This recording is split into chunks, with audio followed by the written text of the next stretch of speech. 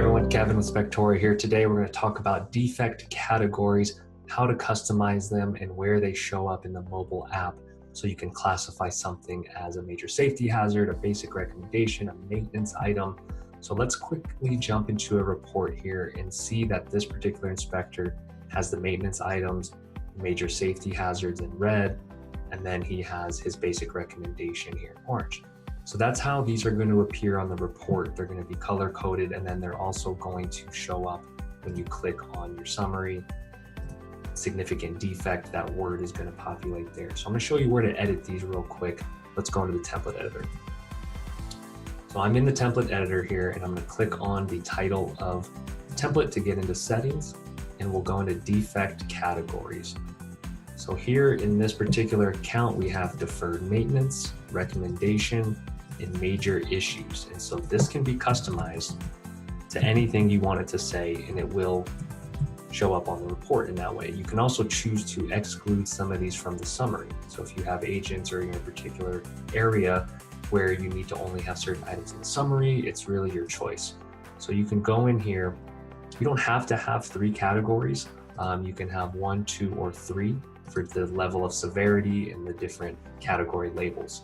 So hit save all here, and I'll show you in the mobile app here off to the right. When you go into siding, flashing, and trim, you'll notice we go down to an observation.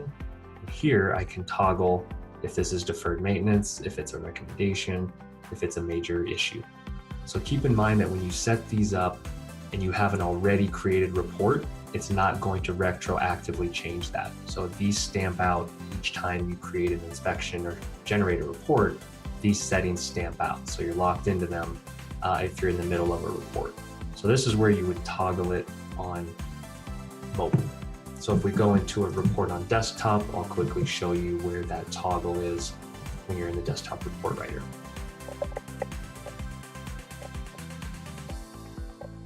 So when you're on desktop and you go into a section item in defect, you'll notice the category labels right here. You can label it maintenance, recommendation, or safety hazard. You can set these as default on a per defect basis in your template editor. So when you go in the template editor and select any given defect, you can go in here and say, hey, when I select this defect, I always want it to be a deferred maintenance item.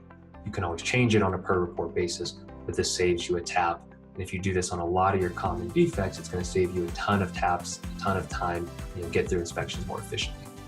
One thing to keep in mind is that your defect label is mostly for your internal reference. So it's going to show in the mobile app here under observations, but it will show in a client-facing way if you do have the grid style right here. So it's going to be that first letter and what label of that column. So you can also change the recommendation here, and that is this part right here. So when you change recommendation, that is your defect category label.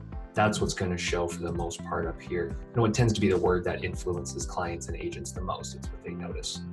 All right, guys, I hope that explains defect categories a little more. It's something you can customize. The 3 category labels are something that our inspectors are really loving and utilizing a lot. You can make it flexible on a per template basis. So explore and experiment with it. Thanks, guys.